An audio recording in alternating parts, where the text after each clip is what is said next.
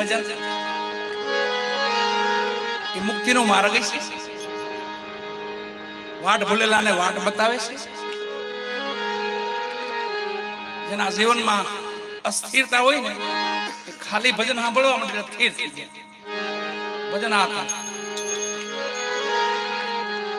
મનની સ્થિરતા હોય ને, અસ્થિરતા ભાવથી પ્રેમથી આવા ભજન ક્યાંક સંભળાઈ જાય ને, આમાં તો કાળે ભાગી જાય. કાળ હોતો અસ્થિરતા તો ઠીક, પણ કાળ હોય ને, આડો કાળ આવી જાય ને, ઈ પણ હટી જાય. એક વાણી આપણે વર્ષોથી ગવાય છે.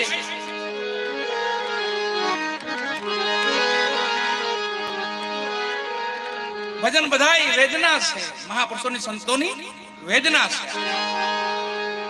મહાપુરુષોના દુઃખ સાંભળીને તો આપણું દુઃખ હળવું થઈ જાય. આ ભજન આપણી માથે સંકટ આવ્યું છે, આપણા પરિવાર માથે સંકટ આવ્યું છે, આપણને ખ્યાલ છે. એની પાછળ આપણે ભજન રાખવાનું કારણ કે મહાપુરુષોની વેદના સાંભળીને તો આપણું દુઃખ હળવું થઈ જાય.